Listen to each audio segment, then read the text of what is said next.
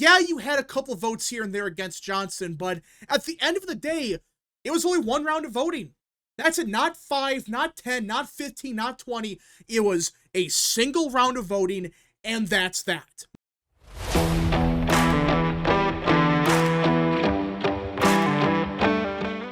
What is up, people of the internet? It is me, Real American, back in with a new video, and I hope everyone is having a great day. I'm having a great day myself, and before I get into it, don't forget to like, subscribe, share with your friends, and of course, join the channel today.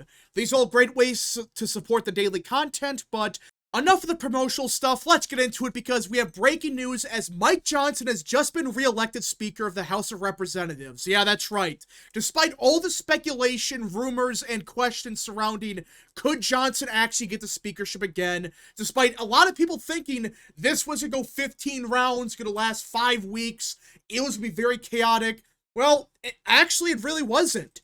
Yeah, you had a couple votes here and there against Johnson, but at the end of the day, it was only one round of voting.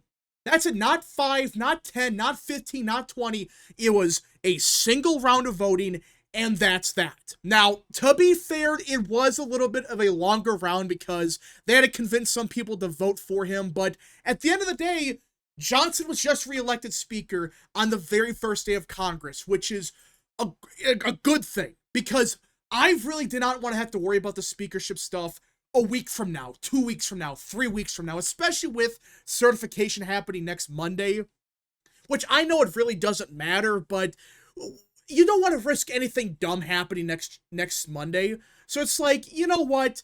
Just getting Mike Johnson through, and well, he was reelected, so let's get into it. Boosted by President-elect Donald Trump, Congressman Mike Johnson on Friday nearly won his first full 2-year term as Speaker of the House, beating back a tiny right-wing rebellion that ultimately caved. Johnson, a Louisiana Republican and self-described MAGA conservative, secured the 218 votes he needed to be re-elected Speaker on the first ballot. The Democratic leader, Hakeem Jeffries of New York, received 215 votes. Now, is Mike Johnson really this MAGA conservative? Before he was Speaker, kind of? Like, he was not like a top 10 Republican, but he was certainly a backbencher that was decent on the issues and someone that was better behind closed doors. But as Speaker, we all know Mike Johnson has been very questionable, to say the least. And at times, a lot of people, including myself, are saying, maybe this guy gotta go. Like, yeah, at times he says some good stuff, but when you look at his actual record as Speaker, it's been very disappointing. But to be fair to Johnson, that's because, well, he had Biden to deal with in the White House. He had a Democrat majority in the Senate. And his Republican majority was, what, like 3 seats? And you had to deal with people like Michael Lawler. You had to deal with people like Fitzpatrick, Bacon, and then people like Thomas Massie, Chip Roy. It was a very difficult majority. And, well, there were questions as to would he actually get the votes needed to be Speaker. And at first it looked like, no. There are a lot of Republicans not saying anything. In fact, some people were so worried about Hakeem Jeffries actually being Speaker because you had like 4 or 5 Republicans not even saying anything. Not even saying like Trump, Musk, Matt Gaetz, or just some random name. They weren't saying anything at all. And for those that don't know, if they don't actually vote, that lowers the threshold to be Speaker, right? And, well, Hakeem Jeffries, for a little bit there, if the Republicans did not say anything, he was actually about to be Speaker. But now, it's not going to happen, all right? Hakeem Jeffries, that was just more of a threat, maybe just a calculation, like to see, okay, how many people are really against Johnson? And if it's like a decent amount, like 20, then yeah, they'll vote against him. But they just wanted to see how much support did Johnson really get. And at the end of the day, he got like, I believe was like 210, but then the other one started to vote, and Johnson ended up at like 216. But for those that don't know, you need 218 to be Speaker with the current House. You need 218 to become the Speaker, and he needed 2 of the 3 holdouts to vote for him. And many people thought they were going to have a second round of voting. And the three others, they were Thomas Massie, which is not a surprise. You had Keith Self, which came out of complete nowhere. I mean, I don't think a single person thought that Keith Self was going to vote against him. And for those that don't know, he's a very good congressman from Texas, and he had his own reason to vote against Johnson. And of course, you had Ralph Norman, which is another kind of a big surprise. Like, you would have thought it would have been Chip Roy, Victoria Sparks, but it was actually Thomas Massie, which everyone knew about for months at this point. It was Keith Self, which came out of nowhere, and Ralph Norman. Those were the Republicans that voted against Johnson. But at the end of the day, Mike Johnson was able to flip Keith Self, and he was able to flip Ralph Norman. The only one that did not vote for Johnson was Thomas Massie. That's it. Which, listen, I've been saying for months, actually years at this point, that I have nothing wrong with Massie himself. Like, his philosophy on libertarianism, that's not the problem. It's how he adheres to that philosophy to such an extreme, and how big of a joke it can be at times. Like, I agree with Massie on a lot of issues, but the way he handles stuff like the speakership fiasco, it's like, dude, are you even trying?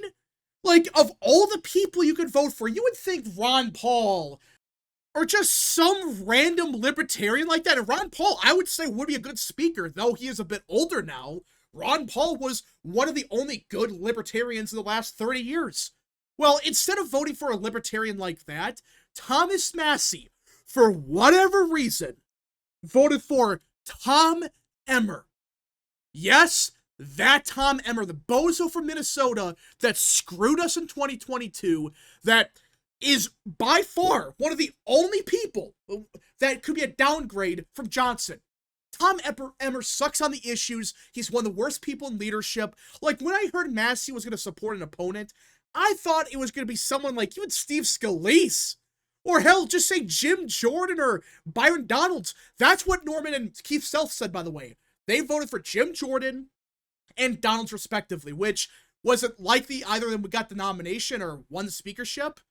Maybe not, but at least they voted for someone that had a semi-realistic pathway, especially Donalds. Donalds, I think, would actually have a decent chance of being speaker. But Tom Emmer? He is a downgrade from Johnson.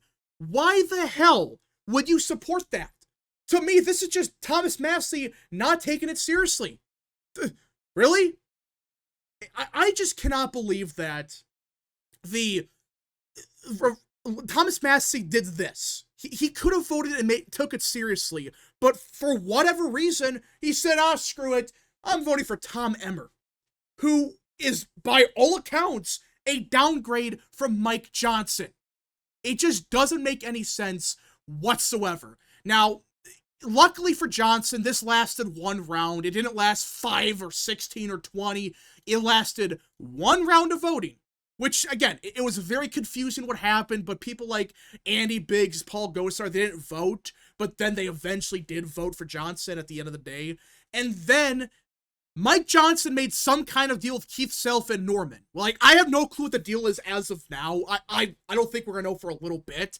But if I had to guess, it's something related to maybe a committee position. So at least Keith Self and Ralph Norman, they actually had a reason. Like, they wanted a specific position. Maybe it was a specific policy. I don't know. I did hear that Trump did get involved. He did call. According to this article right here, he began making personal calls to people like Self, to Norman. Apparently, they did not even try talking to the Thomas Massie, which, honestly, at this point, you just have to ignore Massie. Listen, Thomas Massie, for years, he has been super consistent. But like I've said many times before, he is too consistent with his libertarian philosophy. And it's not even, at times, it's just not libertarianism. It's like, what are you doing, dude? It just, just vote against the bill because I can. And not give it a legitimate reason, just vote against it. Ron Paul was a good libertarian. Be more like Ron Paul. Don't be like Thomas Massie, who, again, he's weird where it's like, he's really good on some issues, but then he just makes these weird decisions. Like, this guy shielded for Kevin McCarthy 24/7, all right? But then you oppose Johnson for Tom Emmer? Tom Emmer is a downgrade even from McCarthy. So you're going to support Kevin McCarthy and Tom Emmer before Mike Johnson? What? What type of logic is that? That's a problem I have with Massey. To me, it's just like, he either doesn't understand how to use power properly, or he doesn't care. Like, why vote for Tom Emmer? If you're not going to take it seriously, just vote present. Or just vote Johnson. If you're not going to take this seriously, just vote for Mike Johnson and be done with it. Instead, he voted for Tom Emmer, did not change his vote, and now any leverage he kind of had is gone. Because now it's like, it's clear that Johnson, he has the support of the caucus, especially with Trump. So Thomas Massey's voice, it's not going to really matter. You just have to assume that Thomas Massey's going to vote against anything you want to do. But it seems like Republicans, because they have, it is only a 3-seat majority, it's just enough where they can afford to lose Thomas Massey every single vote. So congratulations, Massey. You did a great job here. Basically burning all your leverage, destroying all your credibility for Tom frickin' Emmer. What a colossal failure. At least Ralph Norman and Keith Self, they got something. They apparently, or more than likely, they got committee positions, which is a good thing. Those two are good Republicans. They should be in top positions. What did Massey get out of this? A complete embarrassment, and now you have Trump extremely furious with Massey right now. Like, he was already on a short leash with the whole DeSantis stuff, but now Trump has a reason. He's probably going to primary out Massey if he just doesn't retire. So, good job. Good freaking job, Massey. Just great job.